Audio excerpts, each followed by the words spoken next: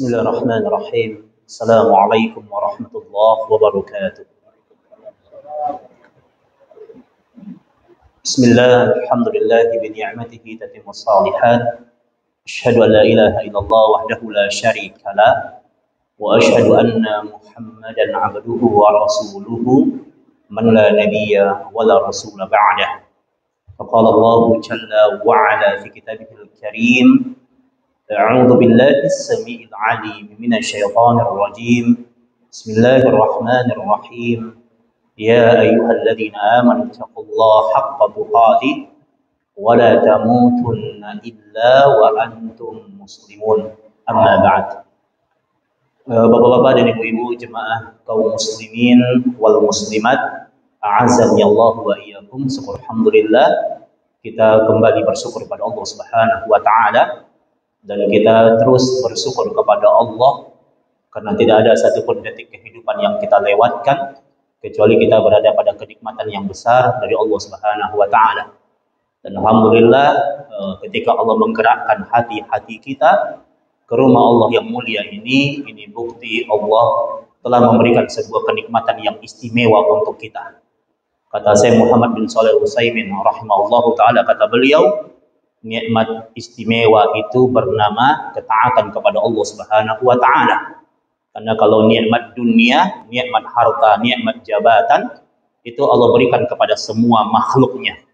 Dalam hadis sahih Muslim, Nabi kita mengatakan, yu'tillahu dunya may yuhib wa man lam yuhib. Dunia itu Allah kasih ya kepada orang yang Allah cintai dan kepada orang yang Allah benci. Yang kafir dikasih dunia sama Allah, yang mukmin dikasih dunia sama Allah. Yang rajin ke masjid dikasih dunia sama Allah. Boleh jadi yang gak pernah ke masjid lebih banyak dunianya, hartanya daripada yang rajin ke masjid. Karena itu bukan ukuran kemuliaan. Dan ukuran kemuliaan itu adalah ketika kita dihidupkan dalam ketaatan pada Allah Subhanahu wa taala. Dan alhamdulillah, hari ini kita hadir di rumah Allah Subhanahu wa taala. Kita tahu bahwa duduk-duduk di masjid ini dia punya keutamaan tersendiri. Di waktu subuh juga punya keutamaan tersendiri. Di hari Jumat juga punya keutamaan tersendiri. Di bulan Ramadan dia punya keutamaan tersendiri. Jadi alhamdulillah di pagi hari ini kita mengumpulkan banyak keutamaan-keutamaan dari Allah Subhanahu wa taala. Ya, mudah-mudahan ibadah kita menjadi aset terbaik kita untuk kita berjumpa dengan Allah Subhanahu wa taala. Selawat dan salam kepada Nabi kita yang mulia Muhammad sallallahu alaihi wasallam.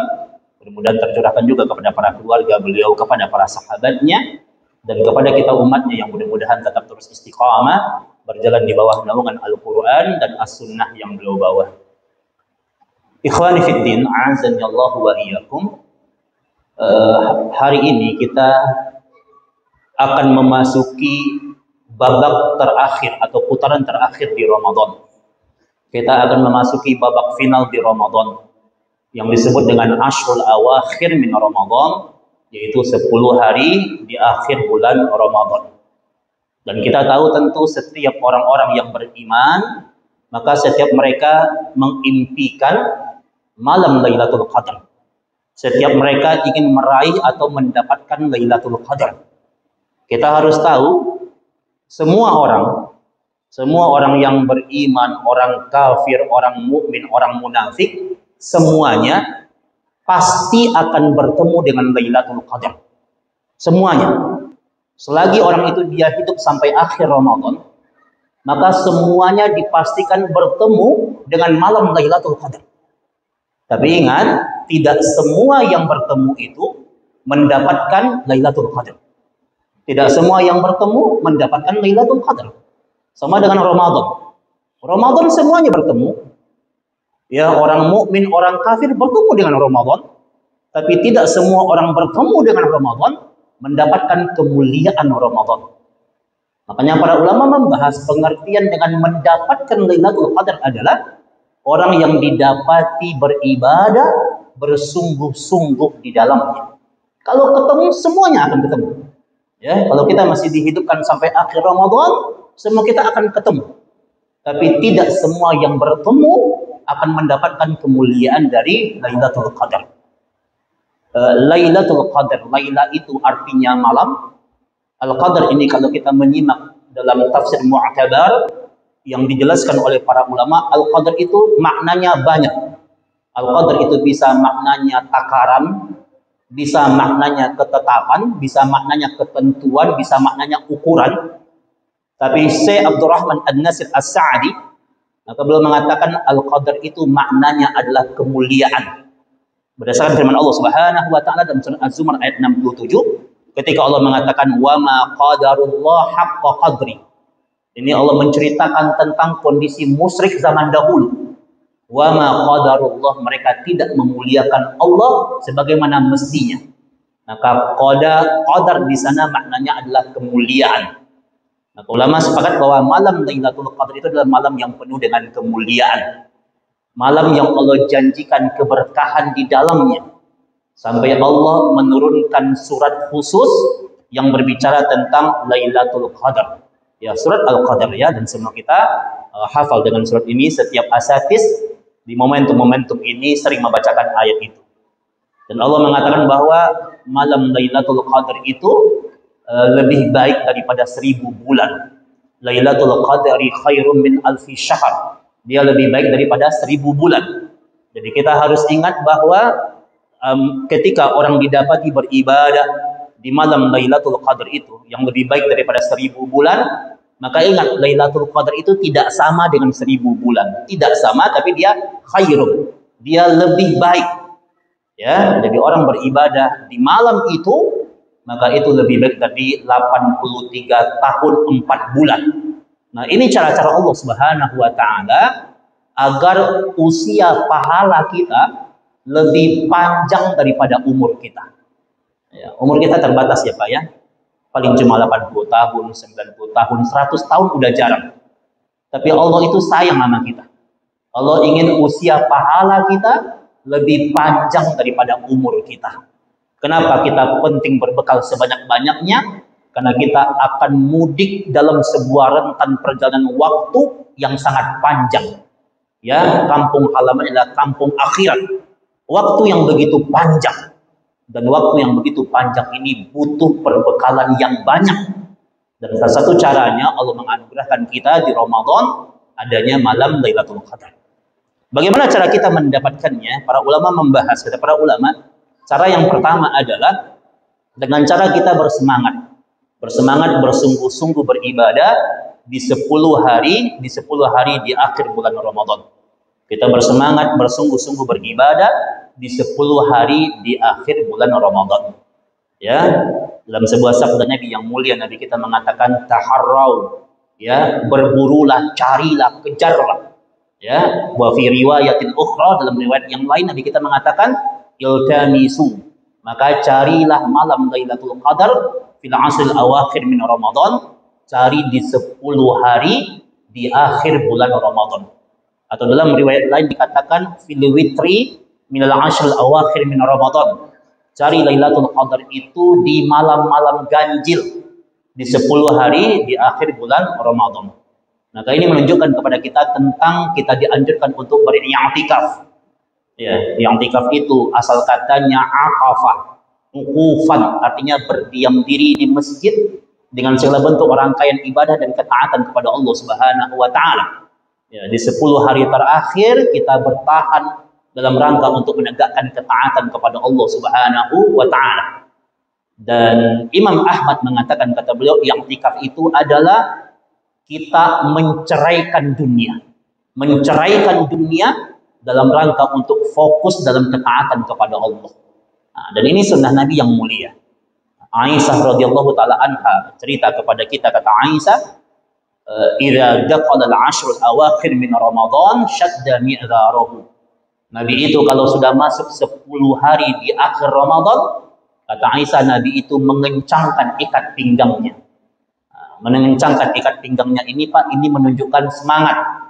Karena kalau orang Indonesia bilang semangat, itu mereka katakan sing-singkan lengan bajumu. Nah, itu menunjukkan semangat. Tapi kalau orang Arab mengatakan apa? Syadda mi'dharahu, kencangkan ikat pinggangmu. Nah, ini menunjukkan apa? Semangat. Dan ini makna yang pertama tentang syadda mi'dharahu itu, Nabi itu apa? Fokus total di 10 hari terakhir beliau beri'tikaf. Dan yang kedua makna sadda mi'dharahu itu kata para ulama, maknanya Nabi tidak berhubungan suami istri, di 10 hari di akhir Ramadan. Ya, Nabi tidak berhubungan suami istri di 10 hari di akhir Ramadan. Artinya apa? Nabi itu meninggalkan semua perkara-perkara mubah. Ya. Jadi boleh orang berhubungan istri, ini perkara mubah, tapi karena saking prioritasnya ibadah-ibadah kepada Allah, maka Nabi tinggalkan perkara-perkara mubah dan Nabi fokus dengan ibadah-ibadah yang khusus, terutama berzikir kepada Allah, membaca Quran, qiyamul lail, dan Nabi disibukkan dalam ketaatan kepada Allah Subhanahu wa taala. Nah, ini adalah perkara yang i'tikaf, menyibukkan diri dalam ketaatan, dalam ibadah kepada Allah Subhanahu wa taala. Makanya jangan sampai kita i'tikaf itu hanya pindah tempat tidur. Nah, gitu ya. Nah, udah dibawa tuh ya, ke masjid udah bawa bawa selimut ya, bawa bantal, bawa guling, macam-macam ya. Ya boleh, tapi ingat prioritas kita di masjid itu untuk beribadah, perbaiki niat kita. Nah, kadang ada orang i'tikaf, dia udah ngobrol sama temannya, nanti antum bagian bawa kopi ya gitu kan, nanti antum bagian bawa teh, nanti antum bagian bawa kacang gitu kan, nanti malam i'tikaf kumpul gitu ya, ngobrol-ngobrol. Ini sama saja mindahin warung kopi ke masjid. Gitu ya. Mindahin warung kopi ke masjid ya, ngopi-ngopinya di masjid. Ini cuma mindahin tempat nongkrong. Bukan itu yang i'tikaf. Ya, boleh antum ngobrol dengan teman-teman, boleh ya. Ada teman-teman ditegur, disapa, tapi ingat prioritasnya. Prioritasnya bagaimana? Kemudian kita menguatkan ketaatan kita, kemudian kita rajin tilawah Quran, rajin berzikir. Nah, ini prioritas. Makanya kata Imam Ahmad, kata beliau, i'tikaf itu adalah, kata beliau, meninggalkan berkhalwat dengan manusia, menuju berkhalwat kepada Allah. Ya, jadi meninggalkan kumpul-kumpul dengan manusia, tapi memilih untuk bersepi-sepi dengan Allah. Ini pendapat Imam Ahmad. Gitu ya. Ya boleh kita negur teman ya, pas lagi berbuka atau sahur ngobrol boleh. Tapi jangan jadikan itu prioritas. Jangan hanya sekedar pindah tempat tongkrongan. Tapi ingat, i'tikaf ini bagaimana kemudian kita memprioritaskan ibadah, bikin target.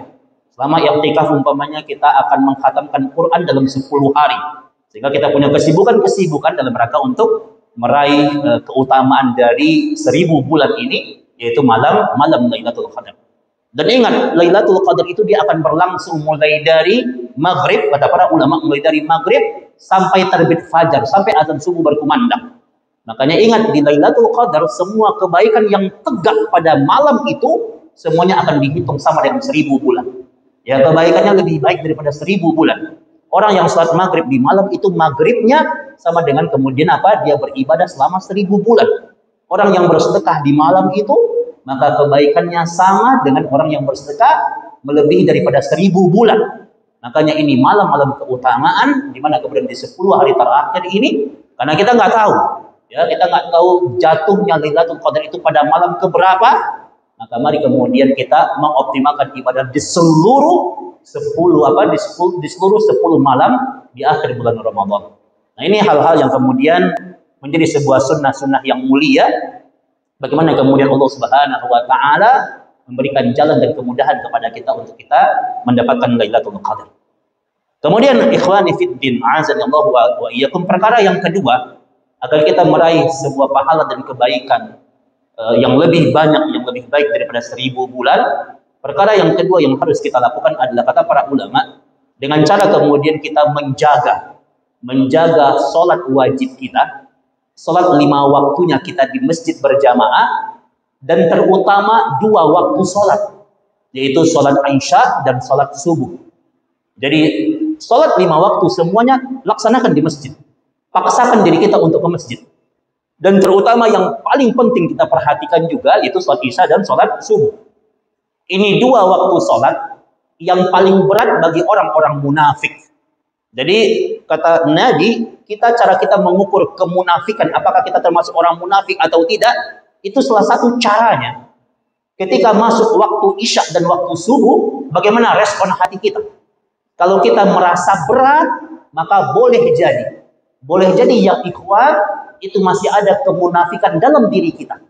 Karena Nabi kita sallallahu alaihi wasallam bersabda, kata Nabi kita dalam hadis yang dibawakan oleh Abu Hurairah radhiyallahu taala anhu, kata Nabi kita, inna asqalas salati 'alal munafiqin, salat yang paling berat bagi orang-orang munafik, salatul isya wa salatul fajr, yaitu salat isya dan salat subuh. Walau ya'lamuna ma fihima la atauna walau habwa.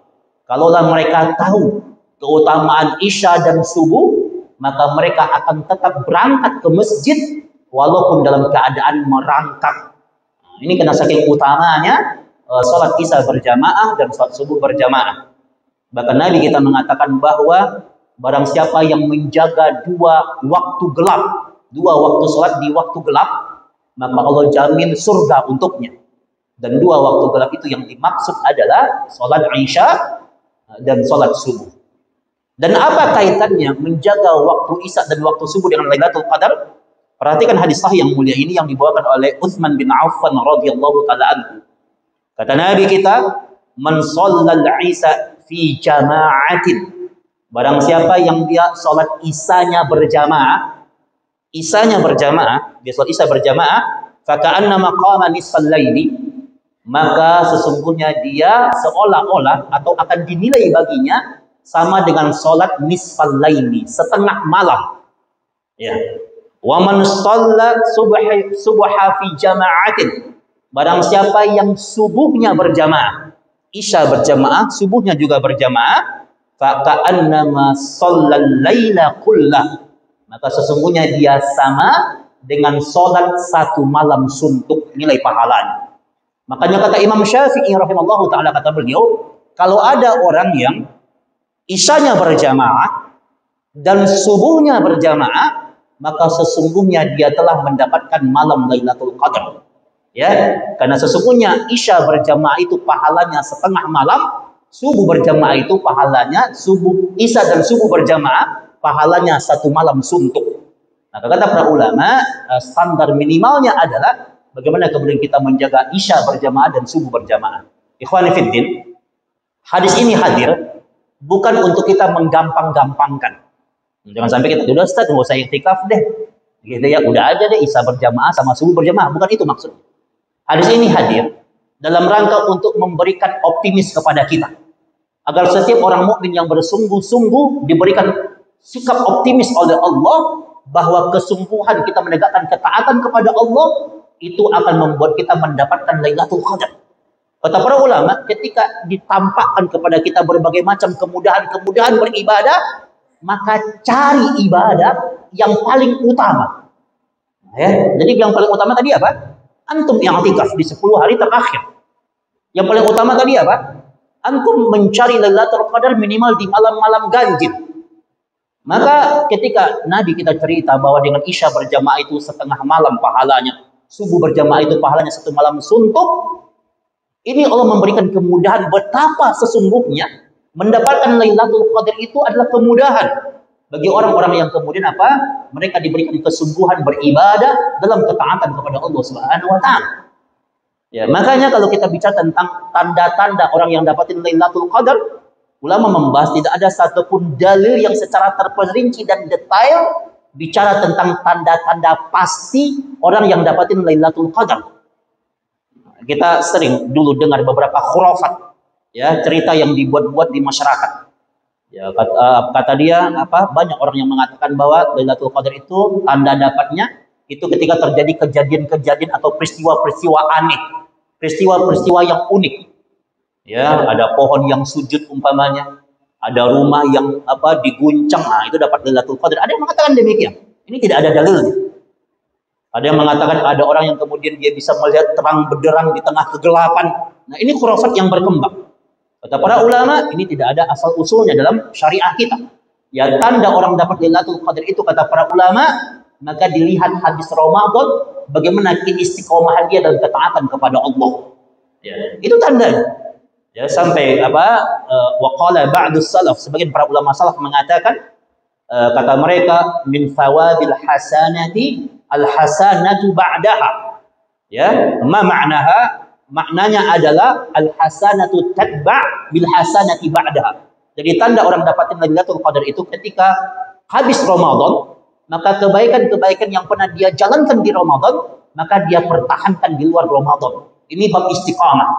Nah, itu tandanya ya. Jadi jangan sampai memapaknya kepada peristiwa-peristiwa unik gitu. Karena kalau peristiwa unik menjadi patokannya, nanti orang akan jadi pesimis. Ya, berarti saya belum dapatin Lailatul Qadar. Ya, karena belum pernah ada pohon yang sujud sama saya umpamanya. Nah, gitu ya. Nah, ini orang. Makanya ingat, semuanya diberikan kemudahan oleh Allah. Sepanjang di 10 hari, di 10 malam terakhir ini, kita isi dengan kesungguhan beribadah dan mentaati Allah Subhanahu wa taala. Ya, maka insya Allah kita akan termasuk orang-orang yang mendapatkan kebaikan yang lebih baik daripada ibadah di 1000 bulan. Ya, maka Allah berikan kemudahan kepada kita. Jadi perkara yang pertama, jaga sholat berjamaah kita.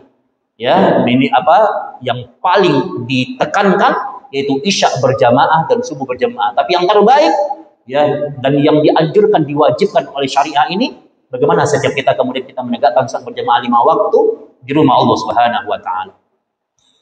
Kemudian yang berikutnya, yang ketiga, kata para ulama, yang ketiga adalah orang akan dimudahkan mendapatkan Lailatul Qadar ketika dia menegakkan qiyamul lail Ramadan. Menegakkan salat malam Ramadan termasuk tarawih, dia tegakkan qiyamul lail Ramadan itu berjamaah. Berjamaah bersama dengan imam. Berjamaah bersama dengan imam. Hadis ini disahihkan dalam kitab Sunan Imam Abu Daud dan Sunan Tirmidzi. Ya. Nabi SAW bersabda, kata Nabi kita, "Man qama ma'al imam hatta yansarifa." Barang siapa yang dia sholat berjamaah bersama imam, hatta yansarifa, sampai imam itu selesai sholatnya. Jadi antum berjamaah bersama imam sampai imam itu selesai sholatnya, maka kata Nabi kita, kutiba lahu qiyamul lailah. Maka dicatat baginya pahala sama dengan beribadah sholat sunnah 1 malam suntuk, 1 malam full. Nah, ini cara yang ketiga. Bagaimana kemudian antum di 10 malam terakhir ini, kemudian kita memperbanyak qiyamul lail. Dan kemudian kita berjamaah bersama imam. Karena hadisnya, man qama ma'al imam. Nanti kalau kita ingin nyambung, ya, umpamanya kita ingin tetap tahajud, ya boleh sendirian. Ya, tapi usahakan dalam 1 malam itu ada sholat yang kita tegakkan bersama dengan imam. Nah, karena hadisnya mengatakan apa? Man qama ma'al imam hatta yansarifa. Barang siapa yang dia sholat malam bersama dengan imam sampai imam itu selesai sholat. Dan hadis ini disahihkan dalam kitab Sunan Imam Abu Daud dan riwayat Imam At-Tirmidzi. Nah ya, jadi istiqamah. Tarawih di negeri kita, masya Allah ya Pak ya. Alhamdulillah di masjid antum, di masjid Darussalam ini masih ramai. Kalau kita lihat fenomena di masjid-masjid lain, masya Allah ya. Makin nambah hari, makin jemaahnya makin apa? Makin maju safnya ya. Makin maju safnya. Ini fitnah dunia yang luar biasa. Ya, fitnah dunia yang luar biasa itu ketika orang ya meninggalkan ibadah di malam-malam terakhir Ramadan. Ya. Nah, maka sabda Nabi mengatakan kepada kita, faman hurima khairaha faqad hurima. Barang siapa yang di Ramadan itu diharamkan oleh Allah kebaikan baginya, maka Allah telah haramkan baginya kebaikan di bulan-bulan yang lainnya. Jadi kalau di Ramadan saja futihat abwabal jannah, dibuka pintu surga, ditutup pintu neraka, dibelenggu setan-setan, dan orang masih malas ke masjid, apalagi di bulan-bulan yang lainnya. Apalagi di bulan-bulan yang lainnya. Jangan sampai kita termasuk orang-orang yang diharamkan kebaikan baginya.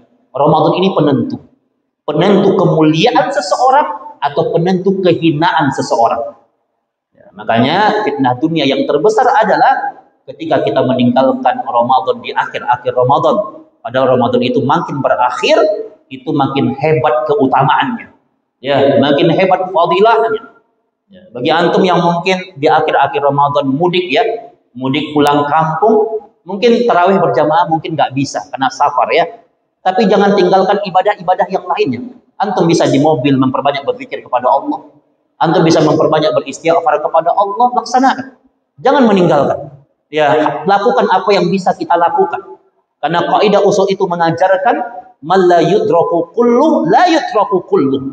Segala sesuatu yang nggak bisa kita kerjakan semuanya, jangan tinggalkan semuanya. Kerjakan apa yang bisa antum kerjakan. Ya, nah ini kaidah ya ikhwan. Bagaimana kemudian di akhir Ramadan itu kita bisa husnul khotimah. Ya, kita bisa menutup ibadah kita dengan yang terbaik. Karena Ramadan itu dikatakan berkualitas dilihat dari ending cerita akhirnya. Cerita akhirnya apa nih Ramadan kita tahun ini? Itu menjadi penentu kualitas. Maka Nabi kita mengatakan innamal a'malu bil khawatim. Dalam riwayat yang lain bi khatimiha. Amalan itu dikatakan berkualitas dilihat dari akhirnya. Dilihat dari akhirnya. Tapi kebanyakan manusia, kata para ulama, banyak ibadahnya itu ibadah yang sekedar ikut-ikutan dan gaya-gayaan. Pas lagi rame, ikutan-ikutan rame. Mereka nggak memahami esensinya. Maka orang-orang yang seperti ini, kata para ulama, mereka akan menyesal. Di hari akhirat mereka akan berada di saf-saf para penyesal-penyesal ibadah. Ya, Ramadan ini hadir sebagai cara Allah untuk mendongkrak amalia kita. Maka ingat, semua kita insya Allah bisa meraih, mendapatkan Lailatul Qadar dengan cara kita bersungguh-sungguh mensyiarkan kebaikan di 10 hari terakhir di bulan Ramadan. Ya. Jadi di 10 hari terakhir ini Pak, ya, kapan perlu jangan pernah tinggal bersedekahnya. Sedekah, kencengin sedekahnya di 10 hari terakhir. Kencengin tilawahnya di 10 hari terakhir ini. Ya, kencengin sholat malamnya, doanya, zikirnya. Karena setiap ibadah, kalau kita dapatin Lailatul Qadar, semua kebaikan, maka itu lebih baik dari apa? Khairun min alfi syahr. Lebih baik daripada 1000 bulan. Tidak hanya sholat malamnya, tidak hanya tarawih, tapi semua kebaikan. Ya, semua kebaikan, semua ibadah itu akan dihitung kebaikan-kebaikan di sisi Allah Subhanahu wa taala. Ikhwani fi din azanillahu wa iyyakum. Kemudian yang berikutnya, cara kita untuk mendapatkan Lailatul Qadar itu, kata para ulama, dengan cara kita memperbanyak membaca Al-Qur'an. Memperbanyak membaca Al-Qur'an. Minimal ya, tentu semampu kita ya. Tapi ada hadis yang bicara tentang keutamaan. Minimal kita membaca dalam satu malam itu minimal 100 ayat. Nah, mungkin kalau 100 ayat itu antum ngambilnya dari juz 30 gitu ya. Yang sering disebut dengan juz amma, nah, itu mudah. Tapi kalau dari antum ngambilnya dari Al-Baqarah, Masya Allah ya. Karena Al-Baqarah saja itu 286 ayat. Ya, ini ada motivasi dari Nabi kita minimal di 100 ayat. Hadis ini disahihkan dalam kitab Sunan Imam Ahmad. Dan terdapat dalam kitab Sahihul Jami'. Hadisnya nomor 6468. Ini nomor hadisnya. Nabi kita mengatakan hadis ini dibawakan oleh Tamim Ad-Dari radhiyallahu taala anhu. Kata Nabi kita, man qara'a, barang siapa yang membaca bimi'ati ayatin, dia membaca 100 ayat fi lailatin, dia baca pada malam-malam 10 hari terakhir, maka kutiba lahu qunuta lailah, maka Allah catat baginya, Allah nilai untuknya sama dengan dia beribadah satu malam. Jadi antum baca 100 ayat, maka itu sama dengan ibadah satu malam penuh. Coba Pak, sayang Allah sama kita. Allah ingin kita semuanya dapatin Lailatul Qadar. Ya, Allah berikan kita petunjuk untuk kita menjalankannya, tapi banyak orang yang kemudian memilih jalan kesesatan dengan jalan enggan untuk mentaati perintah Allah Subhanahu wa taala. Ya. Termasuk kita juga diutamakan untuk membaca 2 ayat yang terakhir dalam surat Al-Baqarah. Ya, jadi antum di malam-malam terakhir, di 10 terakhir ini, antum rutinkan, dawamkan untuk juga membaca 2 ayat terakhir dalam surat Al-Baqarah. Hadisnya ini dijelaskan oleh Syekh Muhammad bin Shalih Al-Utsaimin dalam Al-Minhaj Syarah Sahih Muslim. Ya, dan hadisnya itu disahihkan dalam kitab Sahih Bukhari pada hadis nomor 5009 dan Sahih Muslim hadis nomor 808. Kata Nabi kita, man qara'a, barang siapa membaca bil ayataini min akhir suratil Baqarah, barang siapa yang dia membaca 2 ayat dalam surat Al-Baqarah fi lailatin, di malam-malam 10 hari terakhir atau di malam-malam yang lainnya, kata Nabi, kafata, maka akan dicukupkan untuknya. Makna dicukupkan dijelaskan oleh Imam An-Nawawi rahimallahu taala. Makna dicukupkan itu ada 2. Yang pertama, kata para ulama ahli hadis kata Imam An-Nawawi, makna dicukupkan yang pertama maknanya adalah dicukupkan kebutuhannya di dunia dan di akhirat. Masya Allah. Makanya 2 ayat terakhir dalam surat Al-Baqarah ini dijadikan oleh Nabi juga bacaan yang dibaca sebelum tidur. Nabi menjadikan ini adalah adab bacaan-bacaan yang dibaca sebelum tidur dan termasuk dalam adab tidur. Nah, Dua ayat terakhir itu berawal dari apa? Amanar rasulu bima unzila ilaihi. Antum baca 285 dan 286, maka janji Allah Subhanahu wa taala kafata, dicukupkan. Makna dicukupkan yang pertama, dicukupkan kebutuhannya di dunia dan di akhirat. Ya. Nah, kuatkan setiap kali kita membaca Al-Qur'an itu dan berzikir, pahami dan kuatkan hati kita. Kenapa banyak zikir-zikir yang tertolak? Karena banyak lisan orang kemudian berzikir, tapi hatinya, kata ulama, dijelaskan oleh Imam Ahmad, banyak lisannya berzikir, tapi hatinya terikat dalam kemaksiatan. Dia nggak bisa move on dari kemaksiatan. Lisannya berzikir, tapi hatinya nggak bisa move on dari kemaksiatan. Maka tertolak zikirnya. Makanya ketika kita berzikir, ketika kita membaca ayat ini, maka kuatkan ketaatan kita kepada Allah Subhanahu wa taala. Makna yang kedua, kata ulama, makna kafata itu maknanya adalah dicukupkan pahala baginya satu malam. Jadi antum membaca dua ayat yang terakhir, maka Allah berikan kecukupan pahala dalam satu malam itu. Ini dua makna. Makanya di 10 hari di akhir Ramadan, maka mari kemudian kita menguatkan bacaan-bacaan Quran kita.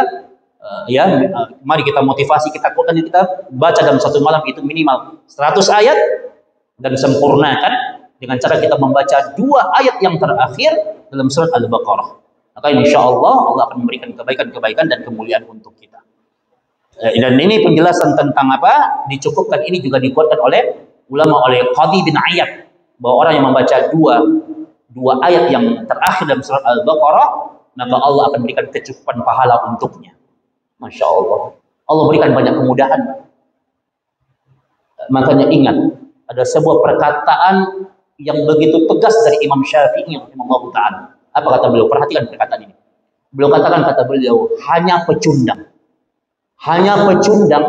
yang tidak mendapatkan Lailatul Qadar. Hanya pecundang yang tidak mendapatkan Lailatul Qadar. Kenapa? Karena begitu banyak kemudahan yang Allah berikan di malam. Begitu banyak kebaikan-kebaikan yang bisa kita tegakkan di 10 hari terakhir. Kalau kita nggak dapat juga, kata Imam Syafi'i, hanya pecundang yang nggak dapatin Lailatul Qadar. Karena kebaikan sampai wanita yang datang bulan Hud, yang dia nggak bisa beriktikaf di masjid, kata para ulama, dengan mereka memperbanyak berzikir kepada Allah, dengan mereka memperbanyak beristighfar, dengan mereka memperbanyak berdoa, mereka pun mendapatkan Lailatul Qadar. Semuanya bisa mendapatkan. Ya. Kecuali orang-orang yang memang mereka meninggalkan ketaatan dengan total di 10 hari terakhir Ramadan. Ini fitnah dunia yang terbesar, ujian dunia yang terbesar. Ketika kemudian Allah berikan anugerah kebaikan dan manusia meninggalkannya. Nah, ini perkara yang kemudian kita jauh dari kebaikan-kebaikan di sisi Allah Subhanahu wa taala. Perkara yang kelima, kita persingkat Pak ya. Kita akan mendapatkan meraih 1000 bulan kebaikan ibadah yang lebih baik daripada 1000 bulan dengan jalan kita memperbanyak doa dan memperbanyak beristighfar kepada Allah Subhanahu wa taala. Nah, dalilnya jelas ya dalam surah Az-Zariyat ayat 18, Allah mengatakan a'udzubillahi minasyaitonir rajim. Wa bil ashari hum yastaghfirun wa bil ashar. Kebiasaan orang-orang terbaik zaman dahulu masuk waktu sahur. Apa itu waktu sahur? Waktu menjelang subuh. Waktu di akhir malam itu ada definisi waktu sahur. Dan ini masih termasuk waktu malam atau akhir malam. Nah, kebiasaan orang terbaik zaman dahulu masuk waktu sahur di ujung malam, mereka memperbanyak beristighfar. Mereka minta ampun kepada Allah. Mereka membaca sayyidul istighfar. Nah, ini adalah amalan-amalan terbaik orang-orang di zaman dahulu. Ya. Dan Nabi bersabda dalam hadis sahih Bukhari 1145 dan sahih Muslim 758, kata Nabi kita, yanzilu rabbuna tabaraka wa ta'ala kulla lailatin ila sama'id dunya. Ya, Allah itu turun. Allah turun setiap malam ke langit dunia, kata Nabi kita. Hina yabqa thuluthul lail, sampai kemudian ketika masuk waktu di sepertiga malam, kemudian yaqul, Allah berkata, Allah mengatakan kepada semua makhluk yang ada di muka bumi ini, kata Allah, may yad'uni fastajiba lahu. Barang siapa yang berdoa pada malam ini, fastajiba lahu, maka akan aku kabulkan. Kata Allah. Ya, wa may yas'aluni fa'u'tiyahu. Di malam ini bagi siapa yang kemudian dia yas'aluni, dia meminta kepadaku, aku penuhi permintaannya, kata Allah. Wa may yastaghfiruni fa aghfir lahu. Dan barang siapa yang dia minta ampun kepadaku, maka aku akan ampuni. Maka ingat Pak, di 10 hari terakhir basahi lisan kita dengan memperbanyak beristighfar, memperbanyak minta ampun kepada Allah, memperbanyak berdoa kepada Allah. Dan ada doa yang terbaik. Hadis ini dibawakan oleh Aisyah radhiyallahu taala anha. Ya, dan Nabi langsung ngajarin kepada Aisyah. Dan ajaran Nabi ini berlaku untuk kita semuanya. Ya. Hadis ini terdapat dalam kitab diriwayatkan oleh Imam At-Tirmidzi pada hadis nomor 3513, Ibnu Majah 3850. Kata Nabi kita, Aisyah bertanya kepada Nabi, kata Aisyah, "Ara'aita in alimtu ayyu lailatin lailatul qadar ma aqulu fiha?" Ya Rasul, bagaimana pendapatmu kalau malam ini aku menemukan Lailatul Qadar? Ya, apa yang harus aku baca? Maka kata Nabi kita, bacalah kata Nabi kita, Allahumma innaka afuwun tuhibbul afwa fa'fu anni. Ini riwayatnya sahih. Allahumma innaka afuwun, ya Allah sesungguhnya engkau itu maha pengampun. Tuhibbul afwa, engkau mencintai orang yang meminta ampun. Fa'fu anni, ampuni aku ya Allah. Antum baca sebanyak-banyaknya Pak. Ya, minta ampun sama Allah. Dan ingat, permintaan yang paling tinggi di antara semua permintaan itu minta ampun. Minta ampun kepada Allah. Kenapa Ramadan itu yang Allah janjikan ampunan?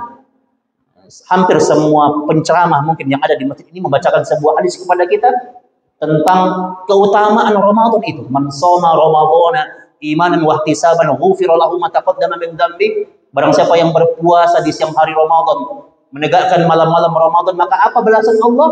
Diampuni dosanya yang berlalu. Kenapa balasannya diampuni dosa?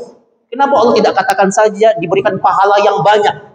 Ya, diberikan keutamaan yang banyak, diberikan harta yang banyak. Kenapa nggak begitu balasannya? Kenapa? Dijawab oleh Al-Imam Ibnu Katsir rahimahullah ta'ala. Kata beliau, in ghafarta laqad aflahta. Karena ketika Allah sudah mengampuni dosamu, maka selesai urusanmu. Kalau Allah udah ampuni dosamu, selesai urusanmu. Kenapa begitu sulit masalahmu? Kenapa begitu hebat kesusahan hidupmu? Kenapa begitu sempit dadamu? Jawabannya satu. Karena keberkahan Allah terhalangi karena dosa-dosamu. Dosa yang jadi akar masalah. Makanya tiket surga itu bernama maghfirah, bernama ampunan. Makanya ayatnya bunyinya apa? Wasyari'u ila maghfirah. Segera kejar ampunan Allah. Dan balasannya apa? Wa jannatin. Balasannya adalah surga. Maka kata para ulama, kalau ada orang yang kemudian dia punya satu dosa saja, Pak, punya satu dosa saja, maka dia nggak berhak masuk surga. Kecuali kalau dosanya diampuni sama Allah. Satu dosa itu konsekuensinya neraka. Adam punya berapa dosa, Pak? Nabi Adam alaihi salam. Cuma satu dosanya, terusir dari surga. Terusir dari surga. Iblis punya berapa dosa? Nggak mau sujud sama Adam, cuma satu dosanya, terusir dari surga. Lantas hari ini kita punya berapa banyak dosa kita? Maka ingat kata para ulama, satu dosa itu konsekuensinya neraka. Kecuali orang-orang yang diampuni dosanya oleh Allah. Makanya Ramadan ini bulan ampunan. Maka kata Nabi kita, orang yang paling merugi, Ramadan datang, Ramadan berlalu begitu saja, dan dia dalam keadaan dosanya belum diampuni sama Allah. Makanya kenapa Allah janjikan ampunan di bulan ini? Karena ini adalah kunci selamat kita di dunia dan di akhirat. Ya, tidak ada satupun orang soleh. Ulama mengatakan kepada kita bahwa semua orang soleh yang hidup dan mereka meninggalkan dunia ini, tidak ada satupun di antara mereka yang tidak punya dosa. Semuanya punya dosa. Betul, kita punya dosa. Tapi mari kita kejar ampunan Allah agar kita tidak tersentuh dari api neraka. Kita berharap besar ampunan Allah. Dan ini bulannya. Ini bulannya ya ikhwan. Ini bulan ampunan. Kita berada di dalamnya. Kita akan memasuki babak akhir. Kita akan memasuki 10 hari terakhir. Maka kemuliaan kita ditentukan di 10 hari terakhir ini. Maka orang-orang yang berakal, maka dia tidak akan meninggalkan keutamaan di 10 hari di akhir bulan Ramadan. Yang terakhir ya, agar kita mendapatkan 1000 bulan ini, yang terakhir ini adab. Ini adalah adab. Adab kita memasuki 10 hari di akhir Ramadan. Di antara adabnya, banyak sekali adabnya. Di antara adabnya kata para ulama, gunakan pakaian-pakaian terbaik antum. Pakaian-pakaian terbaik kita untuk beribadah di 10 hari di akhir Ramadan. Adab ini dijelaskan oleh Sa'id bin Musayyib. Sa'id bin Musayyib ini adalah pemimpin generasi tabi'in, menantu dari Abu Hurairah radhiyallahu taala anhu. Dan budaya ini telah diamalkan oleh generasi salaf terdahulu. Sebagaimana yang dinukilkan oleh Sufyan Ats-Tsauri, Hudayl bin Iyad, Hasan Al-Basri rahimahumullahu taala, mereka mengatakan ketika kemudian kita ingin mensyiarkan 10 hari terakhir, gunakan pakaian terbaik itu. Ya, gunakan pakaian terbaik. Khudhu zinatakum 'inda kulli masjid. Pakai pakaian yang terbaik ketika kita masuk ke dalam masjid. Karena kita diundang oleh Allah. Orang yang meramaikan 10 hari terakhir Ramadan mereka adalah tamu-tamu Allah. Kita kalau menjadi tamu kondangan, Pak, tamu resepsi, kita pasti akan memilih pakaian yang terbaik. Di 10 hari terakhir Allah mengundang kita. Maka para ulama di antara adabnya gunakan pakaian terbaik. Keluarin baju lebaran antum. Gitu ya. Keluarin baju lebarannya ya. Jadi baju lebarannya dipakainya startnya mulai dari 10 hari terakhir. Ya. Gunakan pakaian yang terbaik. Kita akan mendapatkan sebuah anugerah yang terbaik. Ya, kalau antum dapat dikasih tahu sama atasan, besok datang ya, kita mau ada acara besar.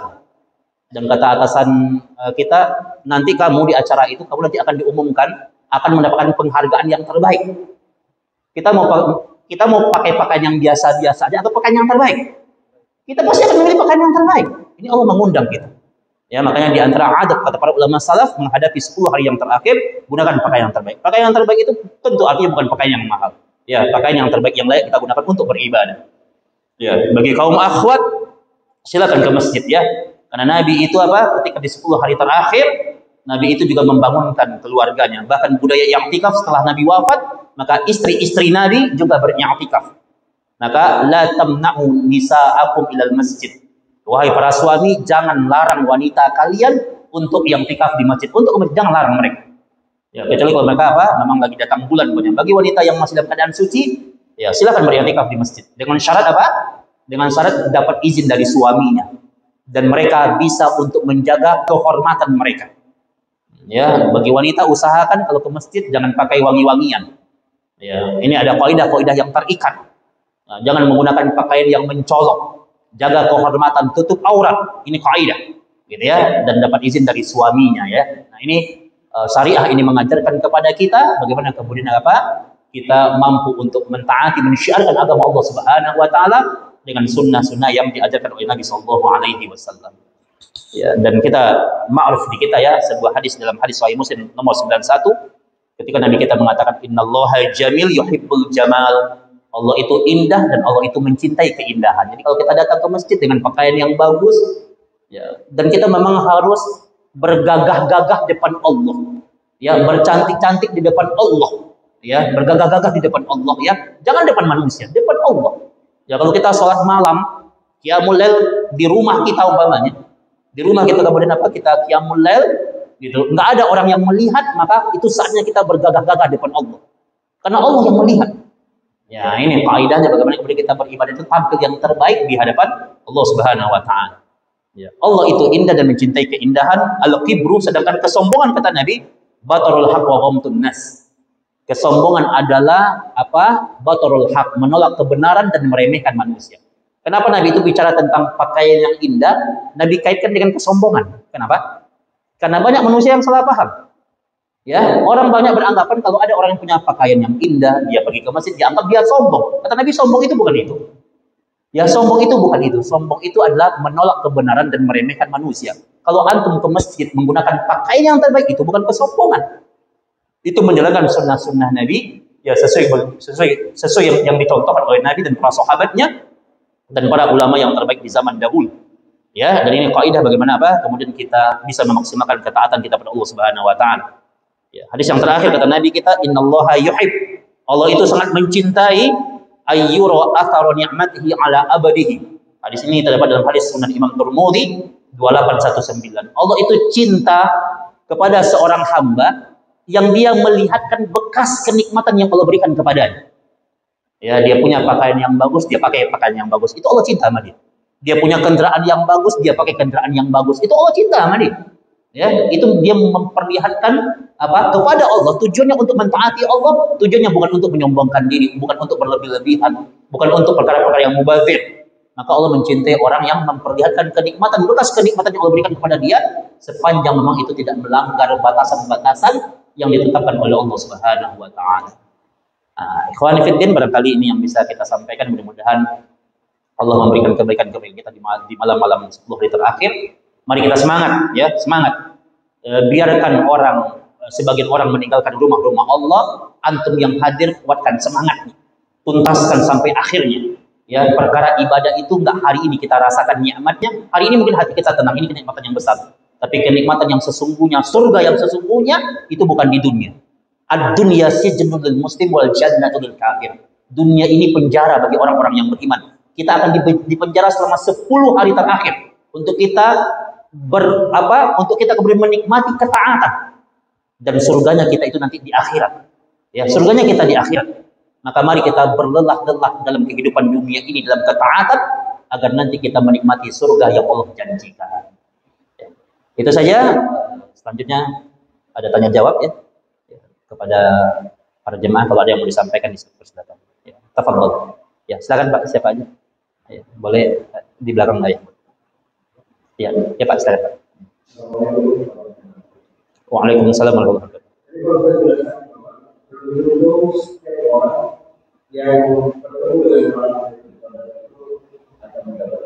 Enam. Bagaimana kita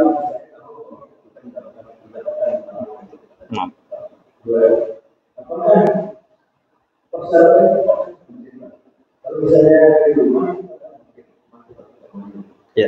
Waalaikumsalam warahmatullahi wabarakatuh. Nah, bagus Pak pertanyaannya ya. Barakallahu fikum. Insyaallah memberikan faedah buat yang lainnya ya. Yang pertama adalah betul ya, tidak semua yang menemui itu mendapatkan. Ini ibarat seorang bujangan yang ingin melamar seorang akhwat. Ya, dia datang ke bapaknya, dia lamar anaknya, kata bapaknya iya. Tapi kata anaknya enggak gitu ya. Jadi tidak semua orang yang melamar itu dia akan mendapatkan wanita yang dia impikan. Lailatul Qadar demikian. Kalau kita masih hidup, malamnya kita akan ketemu. Kita akan melewati malam-malam itu. Gitu ya. Maka malam Lailatul Qadar itu pengertian kita mendapatkannya yaitu dengan jalan kita bersungguh-sungguh ibadah di dalamnya. Ya, itu ya.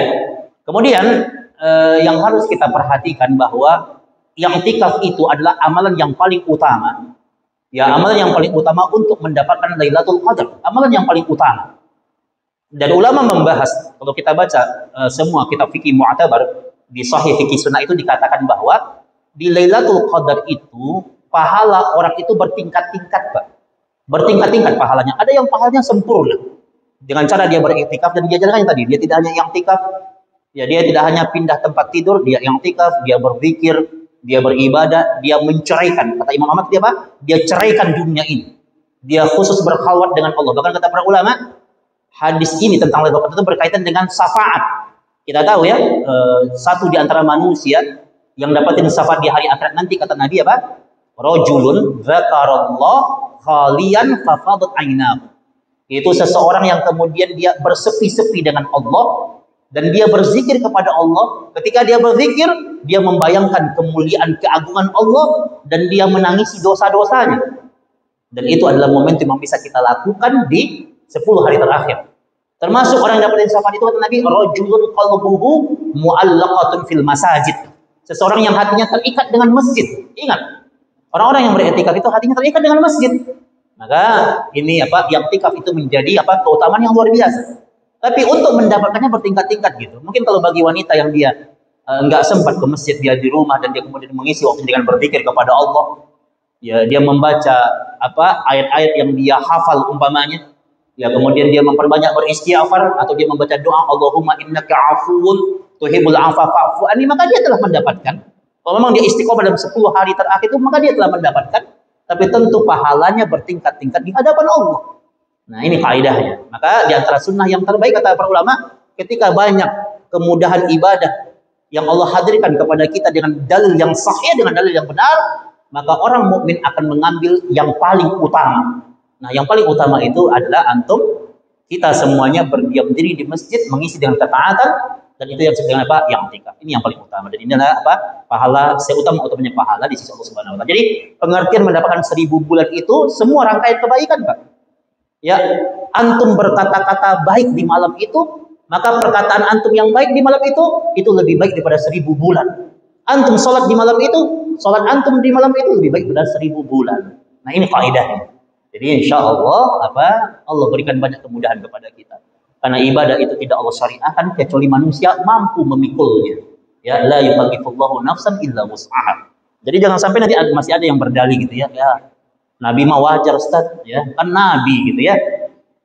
Alasan kenapa Nabi itu diutus dari kalangan manusia agar kita bisa melaksanakan amalan seperti beliau.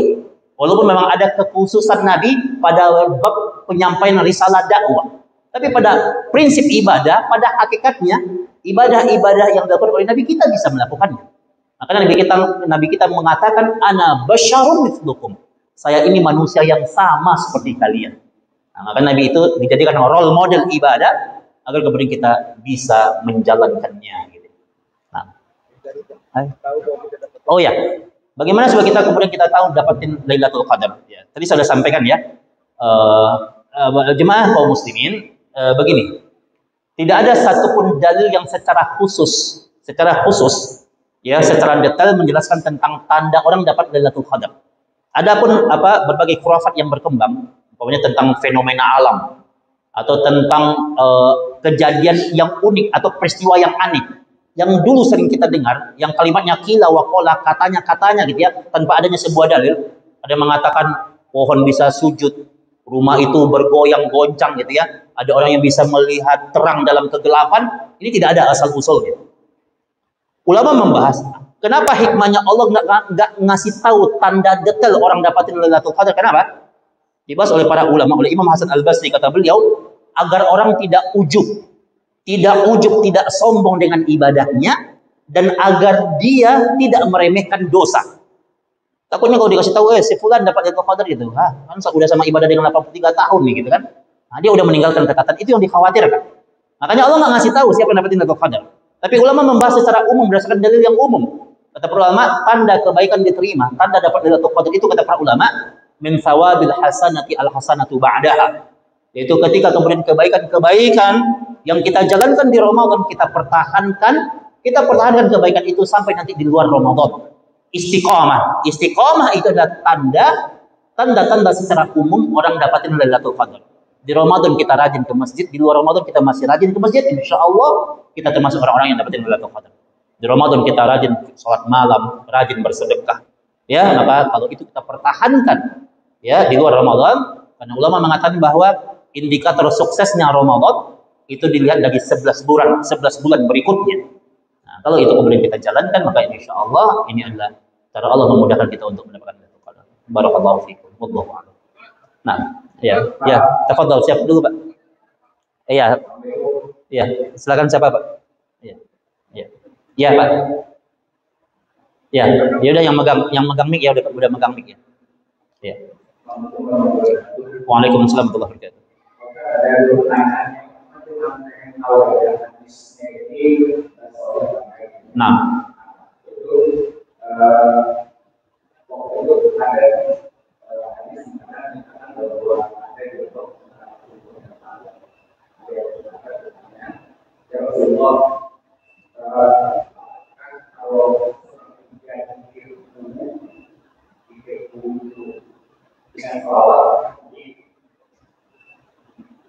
Nah, gimana Pak? Sepertiga zikir itu?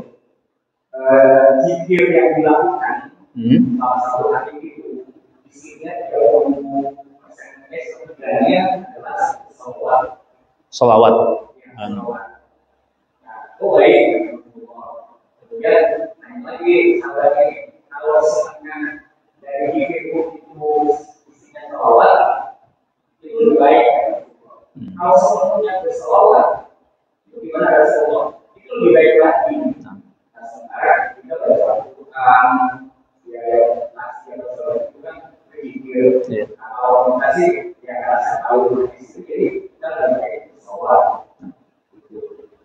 Itu kalau saya tahu itu bisnis.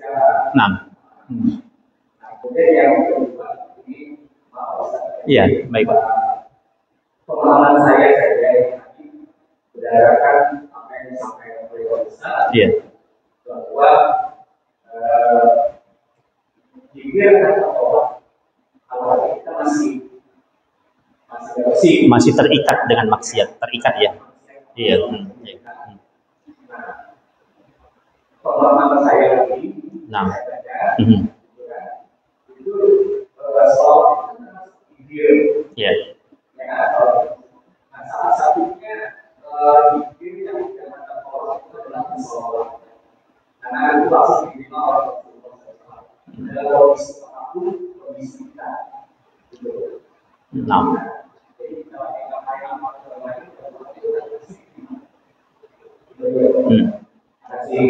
Iya. Nah. Iya, ya Pak. Makasih Pak. Saya yang makasih ya. Bagus ya pertanyaannya ya, insya Allah memberikan faedah buat yang lainnya. Nah, yang harus kita ingat adalah kalau kita tadi bicara tentang hadis ya, saya sedangkal ilmu yang saya tahu, saya belum pernah menemukan riwayat itu Pak. Sedangkal ilmu yang saya tahu ya.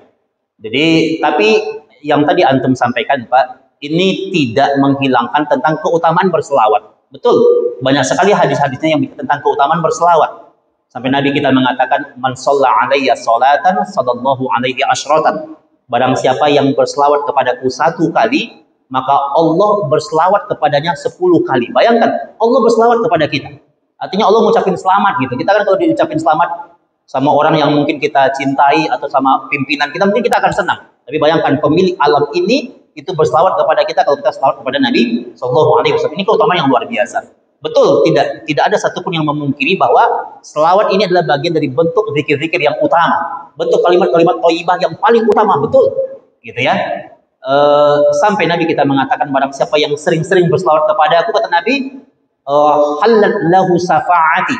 Kalau kita memperbanyak berselawat kepada Nabi, maka di hari akhirat itu Nabi akan menghalalkan syafaatnya, untuk kita. Jadi tidak diragukan Pak, betul, selawat Nabi itu adalah menjadi sebuah kalimat-kalimat yang utama, bagian dari bentuk zikir-zikir yang terbaik, ya, yang kita niatkan pada Allah Subhanahu Wa Taala.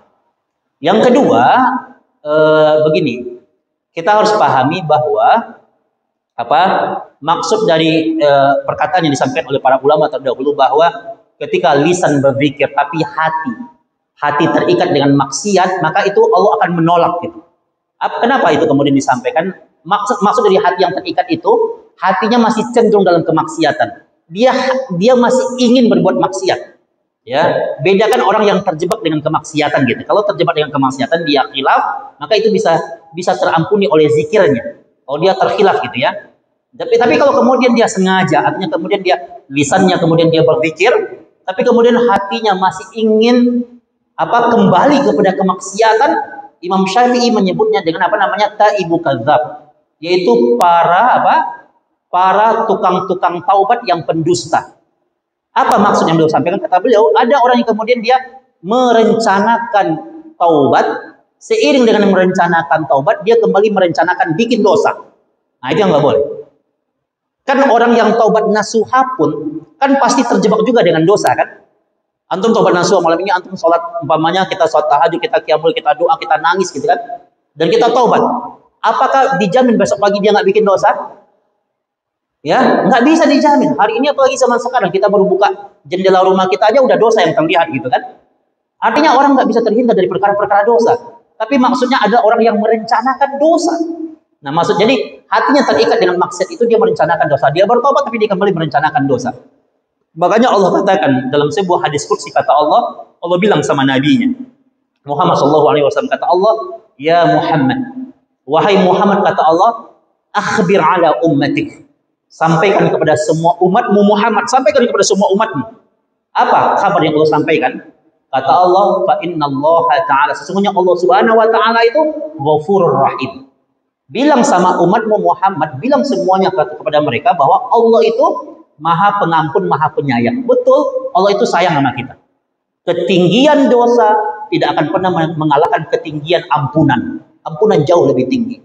Orang yang datang kepada Allah dengan dosa sepenuh bumi, ampunan Allah itu sepenuh langit dan bumi, betul. Tapi hadis itu nggak titik sampai di situ. Allah lanjutkan dalam hadis qudsi itu, Allah katakan, fa innal adabi adabun alim. Kata Allah, betul aku ini maha pengampun, tapi ingat, aku juga punya azab, kata Allah. Aku punya azab, dan azabku itu sangat pedih. Betul aku pengampun. Di satu sisi Allah katakan dirinya pengampun.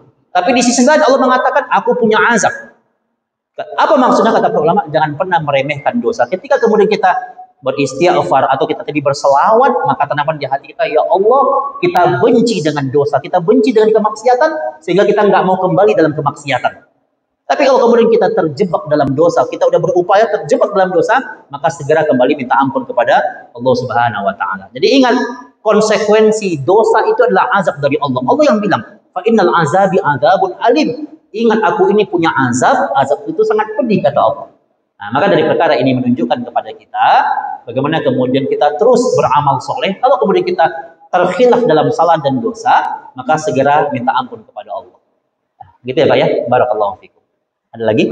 Ya, ya Pak, ya Pak, ya Pak, ya Pak. Ya. Tadi disampaikan bahwa malam betul itu kebaikan. Nah. Bagaimana kalau manusia itu tidak Iya. apakah boleh juga mendapatkan yang Nah. Ya, barakallahu fikum Pak. Pertanyaan bagus ya. Saya pernah dengar di beberapa daurah para masyayikh yang menjawab tentang perkara-perkara ini. Memang ada perbedaan di kalangan ada perbedaan pendapat di kalangan para ulama. Yang pertama, tidak ada satupun dalil yang secara khusus mengatakan bahwa dosa dilipat gandakan gitu. Kan kalau kebaikan itu kan dilipat gandakan ya. Tapi dosa, apakah dosa itu juga sama dengan 1000 bulan? Kan begitu pertanyaannya. Kata para ulama tidak ada dalil yang secara detail menjelaskan tentang perkara itu. Ya, tapi ingat, orang yang berdosa, bikin dosa di malam itu, maka mereka telah mendapatkan 2 kemurkaan. Yang pertama kemurkaan dari dosanya, yang kedua mereka menghilangkan keberkahan dari kehidupannya. Karena Allah berikan keberkahan kebaikan di malam itu dan hilang. Gitu ya. Dan dosa, dan ingat, kerugian yang paling besar di muka bumi ini adalah ketika Allah mengharamkan kebaikan untuk kita. Jadi kalau di 10 malam hari terakhir itu ada orang yang tidak beribadah, sama sekali dia tinggalkan ibadah, maka itu hadis dalam Musnad Imam Ahmad itu mengatakan kepada kita, kata Nabi kita, faman hurima khairaha faqad hurima. Barang siapa yang diharamkan kebaikan baginya di malam itu, maka diharamkan kebaikannya baginya di bulan yang lainnya. Artinya Pak, betul memang tidak ada dalil secara detail menjelaskan bahwa dosa di malam itu adalah lebih buruk daripada 1000 bulan. Memang tidak ada dalilnya. Tapi ingat, dalil yang mengatakan bahwa diharamkan kebaikan baginya itu sudah cukup menjadi sebuah peringatan yang tegas dari Allah bahwa orang ini telah dicatat sebagai orang yang ditakdirkan keburukan. Ditakdirkan keburukan dan dia telah memilih jalan keburukan. Nah ya, jadi walaupun tidak dilipat gandakan, kita harus ingat bahwa neraka itu syadidul azab. Inna yawman min 'indi rabbika ka'alfi sanatin. Satu hari di akhirat sama dengan 1000 tahun. Kalau kemudian orang punya satu dosa dan dia harus diazab 1 hari 1000 tahun, Masya Allah. Nah ini sudah cukup menjadi peringatan gitu ya. Nah jadi saya tidak menemukan dalilnya yang tentang apakah bikin dosa itu juga berlipat-lipat kadar dosanya. Tapi ketika Allah mengatakan dalam lisan nabinya dia haramkan kebaikan baginya, itu sebagai pertanda keburukan dalam kehidupan, maka itu menjadi sebuah dalil yang cukup untuk mengingatkan dia bahwa kalau dia meninggalkan kebaikan di malam itu, dia meninggalkan keburukan, maka itu sebuah pertanda keburukan di kehidupannya di dunia dan di akhirat. Barakallahu fiikum. Lagi ayat Afik. Ya.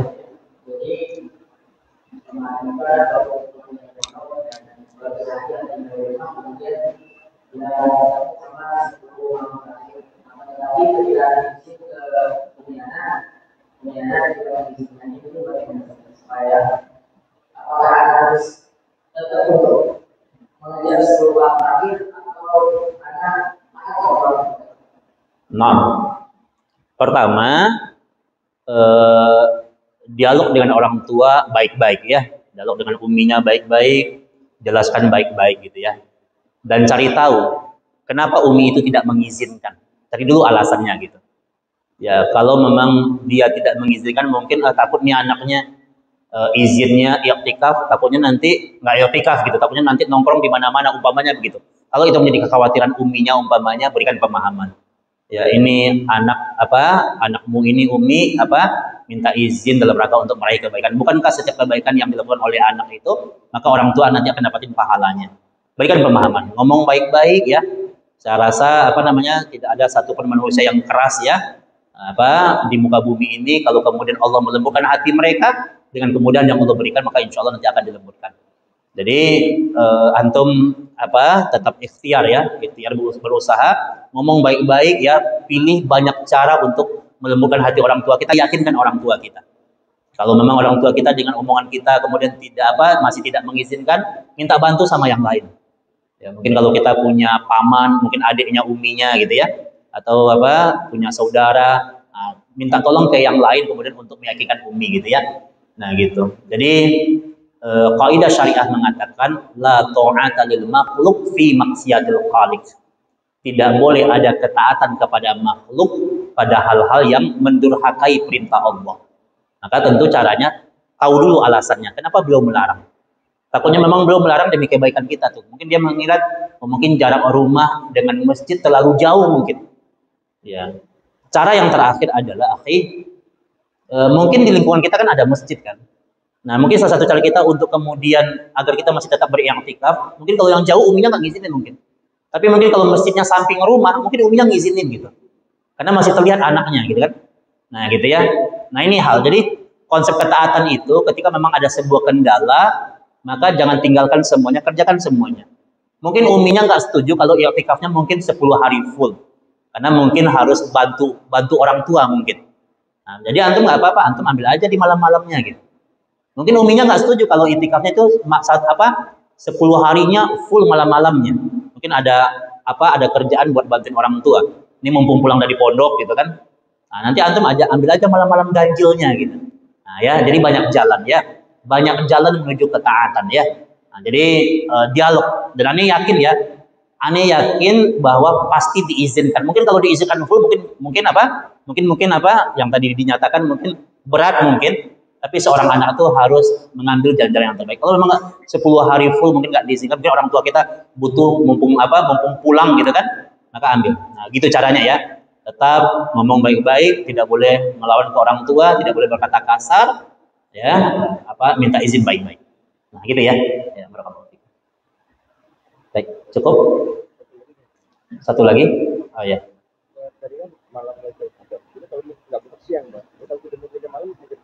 Iya, jadi datangnya malam Lailatul Qadar berarti memang datangnya di malam hari gitu. Tapi keutamaan, jadi kita harus ingat bahwa ketika Nabi bicara tentang keutamaan 10 hari terakhir, maka itu siang dan malam. Ya, keutamaan 10 hari terakhir itu adalah siang dan malam, gitu ya. Tapi kalau bicara tentang mendapatkan Lailatul Qadar itu malam gitu. Makanya ingat, ketaatan itu kan satu rangkaian. Maka kata para ulama, kenapa ada orang yang malas beribadah di malam hari? Itu karena kemaksiatannya di siang hari. Kenapa ada orang yang susah bangun di malam hari? Kenapa ada orang yang begitu berat menegakkan ketaatan di malam hari? Itu boleh jadi faktornya karena kemaksiatannya di siang hari. Jadi ingat, kehidupan itu satu rangkaian. Kenapa Nabi kita menyuruh itu kemudian kita i'tikaf 10 hari full, dan itu seutama-utamanya amalan, agar ketaatan itu terjaga di rumah Allah. Rumah Allah ini kan ibarat pagar-pagar yang kemudian akan membuat kita minim dari ketaatan. Di masjid tetap ada orang berpotensi untuk berpotensi untuk mendurhakai Allah kan di masjid. Tetap ada orang bermaksiat gitu.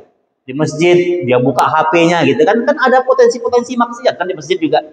Tapi minimal dengan orang di masjid, dominasi ketaatan itu akan mengalahkan keburukan gitu. Nah, makanya yang tadi ya, jadi betul Lailatul Qadar itu adanya di malam ya, tapi ketaatan itu satu rangkaian. Nah, makanya kemaksiatan kita itu menentukan semangat ibadah kita. Maka tadi saya sampaikan bahwa ada ulama yang mengatakan kemaksiatanmu di siang hari membuatmu susah bangun malam. Nah, terhalang dari ketaatan. Nah, jadi bersungguh-sungguh di siang harinya. Makanya kan hadisnya man soma wa man qoma. Bersungguh-sungguh puasa di siang hari, bersungguh-sungguh menghidupkan ibadah di malam hari. Karena itu satu rangkaian pada hakikatnya. Cuma kalau yang nggak sempat siang, nah, boleh malam gitu ya. Nah, gitu. Ya. Yang penting jangan tinggalkan ya. Ya ikhwan, ini adalah modal terbaik kita ya. Mudah-mudahan kita bisa berbekal dengan sebaik-baiknya amalan untuk menghadap Allah Subhanahu wa taala. Ya, terakhir pesan saya adalah jemaah kaum muslimin, Jibril itu berkali-kali datang kepada Nabi dan memberikan wasiat kepada Nabi. Sampai Jibril mengatakan kepada Nabi kita, kata Jibril, ya Muhammad, wahai Muhammad, kata Jibril, ishma syi'ta, hiduplah kamu sesukamu, fa innaka mayyitun, karena kamu itu pasti akan mati. Hiduplah sesuka kalian, tapi ingat kata Jibril, kalian pasti akan mati. Wahbib man syi'ta fa innaka mufariquhu. Silakan kalian cintai orang yang ingin kalian cintai siapapun, tapi ingat kalian akan berpisah dengan mereka. Wa'mal ma syi'ta, dan beramalah sesuka kalian, fa innaka mujzi'un bi, kalian pasti akan dibalas berdasarkan amalan kalian. Maka ini menunjukkan kepada kita jemaah kaum muslimin bahwa setiap apapun yang kita tegakkan, kita pasti akan terima balasannya. Hari ini banyak yang mati, kemarin banyak yang mati, pekan lalu banyak yang mati, bulan lalu banyak yang mati, banyak yang meninggal dunia. Hakikatnya yang meninggal hari ini dan kemarin itu sama dengan kita. Sama-sama sudah punya perencanaan kehidupan ke depan. Hari ini mau ke sini, besok mau ke sana, besok mau ke sini, nanti mau mudik. Udah punya perencanaan mereka. Mereka udah punya rencana. Tapi ajal mendatangi mereka. Maka ingat, tidak ada rencana yang terbaik kecuali kita merencanakan kehidupan terbaik di akhirat. Boleh berencana dunia, silakan kita rencanakan dunia, tapi jangan lupakan rencana yang sesungguhnya. Rumah masa depan kita itu bernama kuburan. Rumah masa depan kita itu bernama kuburan. Dan tidak ada satupun perkara yang bisa membuat nyaman rumah masa depan itu kecuali amalan soleh kita. Maka mumpung masih hidup, perbaiki amalan soleh. Ya, ini Allah hidupkan kita di bulan ini, Allah sayang sama kita. Ini kita akan masuk babak terakhir, jangan tinggalkan. Maksimalkan ibadah, maksimalkan. Ya, karena insya Allah ibadah itu akan kembali manfaatnya untuk kita semuanya. Mudah-mudahan bermanfaat dan mohon maaf atas segala bentuk kesalahan dan kekhilafan-nya. Karena kedangkalan ilmu yang saya miliki. Mudah-mudahan Allah memberikan kebaikan dan keberkahan untuk kita semuanya. Nafa'nallahu wa iyyakum bil ilmin nafi' wal amalus salih wa sallallahu ala Muhammadin wa ala alihi wa sahbihi wasallam. Kita tutup dengan doa kafaratul majlis. Subhanaka Allahumma wa bihamdika asyhadu an la ilaha illa anta astaghfiruka wa atubu ilaik. Wa akhiru da'wana alhamdulillahi rabbil alamin. Assalamualaikum warahmatullahi wabarakatuh.